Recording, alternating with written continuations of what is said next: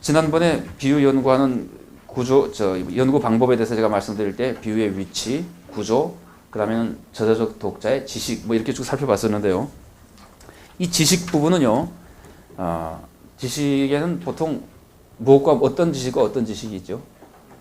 예, 외부 지식과 내부 지식이 있는데, 제가 다음에 다른 강좌에서는 지식의 부분을 따로 좀 자세히 살펴볼 부분 뗄 때도 있을 겁니다. 근데 여기서는 자세히 살펴보지 않고 본문 해석할 때 직접 살펴보는 것으로 그냥 넣도록 했습니다. 한 가지만 살펴보고.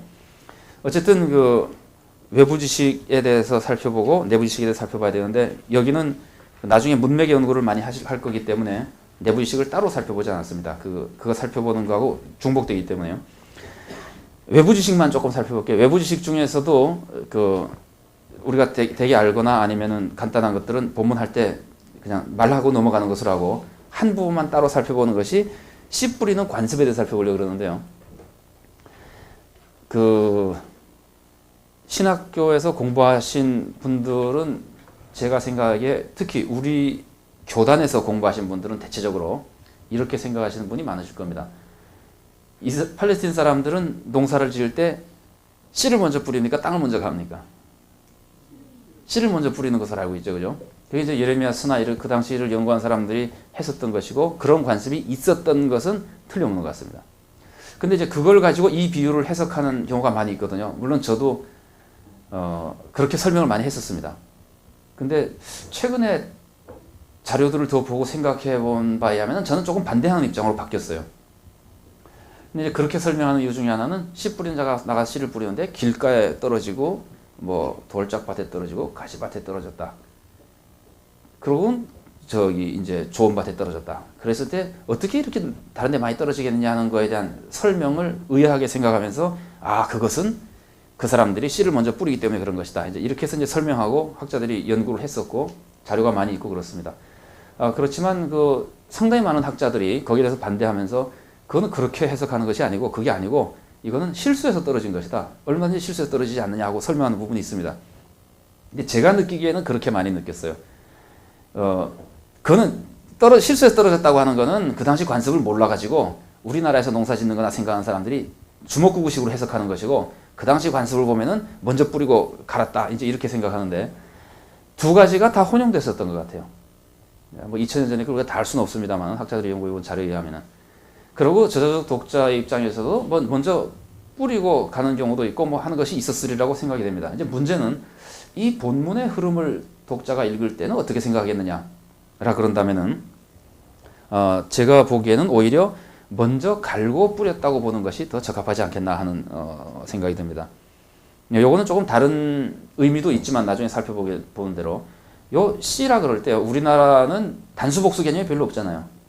그래서 그게 이제 구별이 잘 안 되는데, 외국어들은 뭐 구별 개념이 용감하고, 헬라어는 물론 다 단수복수가 구별이 됩니다. 근데 돌밭에 떨어진 거, 뭐 거기 떨어진 거 할 때 그게 씨가 다 단수로 돼 있어요. 그리고 좋은 밭에 떨어진 씨는 복수로 돼 있어요.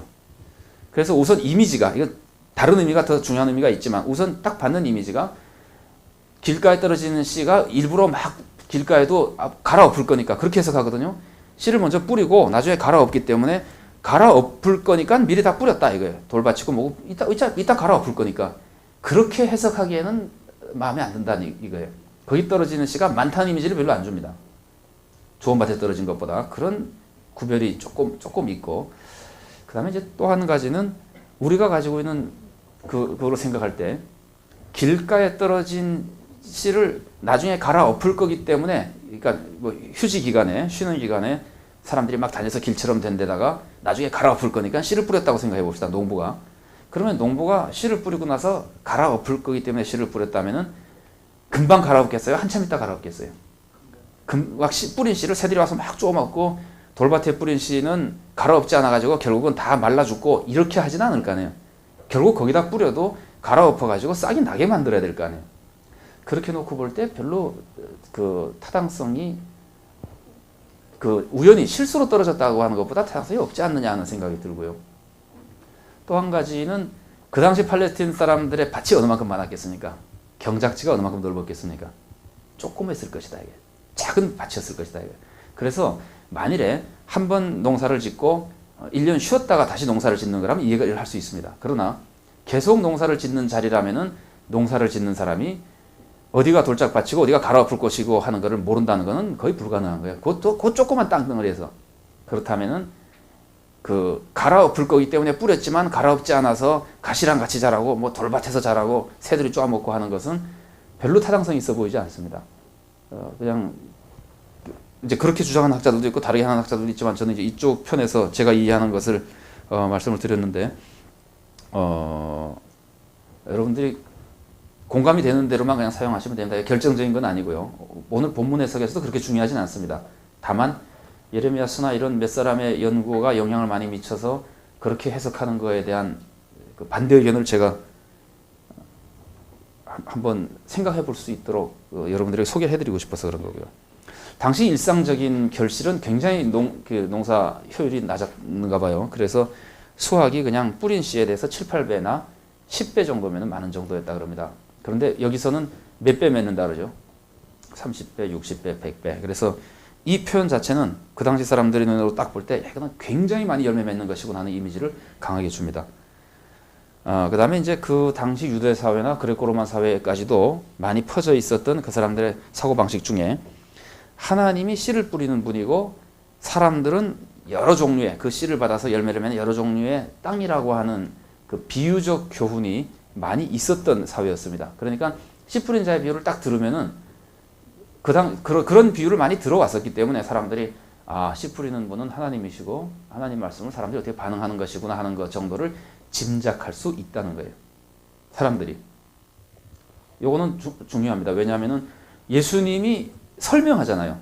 예수님이 설명하는 거를 안 들어도 그 정도는 안다는 거예요. 그러면은 그 정도 아는 것 이상의 설명을 예수님으로부터 들어가지고 이 사람들의 그 비유 이해에 도움을 더 받아야 된다 하는 것을 암시해 주는 겁니다. 외부 지식은 아까 말씀드린 대로 뒷부분을 계속 하면서 더 살펴보기로 하고요. 본문 해석에 대해서 조금씩 살펴보면은요. 그 본문 해석은 여러분 비유 그러면은 목회 한 이제 그 횟수가 좀 있으시고 목회를 뭐라 그럴까요? 한지 좀 되신 어느 정도 기간이 지나신 분들은 설교를 많이 해보시다 보면은 비유에 대해서 설교를 많이 해보셨잖아요. 씨 뿌린 자의 비유 설교해 보셨죠? 은밀히 자라는 씨의 비유는 어떻습니까? 은밀히 자라는 씨의 비유는 저는 설교를 별로 많이 못 들어봤는데 겨자씨 비유나 씨 뿌린 자의 비유는 저도 설교를 많이 들어봤거든요. 그러니까 목사님들이 많이 해보셨을 거예요. 그렇다고 하면은 여기서 우리가 강좌 시간을 통해서 이걸 살펴보지만 여러분들이 아시고 계신 내용이 굉장히 많습니다. 그래서 그래서도 좀 이유가 되고 한 문단 한 문단의 설명을 장황하게 하려고 생각하진 않고요. 내가 쭉 살펴본 다음에 문맥 간에 연관되는 것들을 소위 말하는 인과관계나 내부 지식이나 혹은 회상이나 이런 것을 통해서 어떻게 이 메시지가 더 보강되고 아니면 보완되고 혹은 수정될 수 있는가 하는 것들을 조금 더 많은 시간을 할애하려고 생각합니다. 우선 여기 있는 문단을 아까 제가 잘라놨던 문단들을 하나씩 보면은요. 1, 2절은 그냥 서론적인 배경을 쭉 가르치는 모습이고 예수님을 믿는 사람이 아니면은 지금은 아직 제대로 믿는 사람들은 없습니다. 아직은 예수님을 다 왜곡되게 따르고 믿고 하죠. 그러나 적어도 예수님을 어느 정도 믿고 따르는 사람들이 아닌 아까 말씀드린 제자들입니다. 12제자가 아니고 일반적인 제자들. 그 제자들이 아닌 그냥 불신한 상태에서 예수님을 쫓아온 사람들도 있습니다. 그 중에는 반대하기 위해서 쫓아온 사람들도 있습니다. 그래서 예수님이 사역하는데 같이 있었으나 예수님이 무슨 말씀을 하시면 속으로 아니 그러면서 원망하고 이런 사람들이 있었죠. 생각납니까? 누가 그랬었죠? 예수님이 사역하고 가르치시는 곳에 같이 자리 잡고 있었으나 예수님이 하는 행동을 보고는 이 사람이 참남하도다. 생각나죠?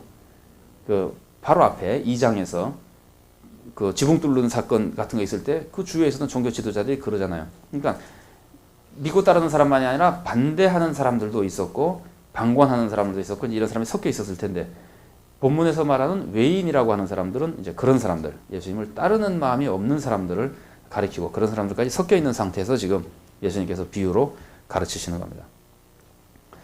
자, 그 3절부터 9절이 소위 말하는 씨 뿌리는 자의 비유거든요. 그럴 때 보세요. 3절에 들으라. 뭐, 이렇게 말하죠. 그죠? 그리고 9절 보면은 귀 있는 자는 들으라. 이렇게 얘기하죠. 그래서 이런 것들을 볼 때 이 들으라라고 하는 말이 인클루지오로 형성하는 거예요. 그래서 비유가 여기서 시작되어 여기서 끝났다 하는 걸 알게 되는 것이고, 들으라는 말을 예수님께서 특별히 강조해서 얘기하는 것은 이 비유는 조심해서 들어야 되는 것이다. 왜냐하면 그냥 직설적으로 쭉 얘기하는 것보다 비유는 어렵잖아요. 그러니까 이거는 조심해서 들어야 되는 거예요. 내용이 중요하기도 하지만 상당히 주의해서 잘 듣고 잘 해석해야 되는 것이라고 하는 이미지를 줍니다. 근데 이 이미지는 곧바로 회상에 의해서 13절에 중요한 말씀을 하죠. 너희가 이 비유를 알지 못할진데 어떻게 모든 비유를 알겠느냐. 이 비유를 이해하지 못하는 사람은 다른 비유를 이해하지 못한다는 말이거든요. 그래서 이 비유를 잘 해석하는 것이 굉장히 중요하다는 이미지를 알려줍니다. 그 다음에 이 비유에 대한 해석 부분이 아까 교차대칭 구조에서 중앙을 차지하고 있었죠. 그죠? 그러니까 이 비유의 해석이 중요하다는 그 구조 자체도 이 비유를 잘 듣고 잘 이해하고 잘 해석하는 것이 중요하다는 의미를 이미지를 우리들에게 줍니다.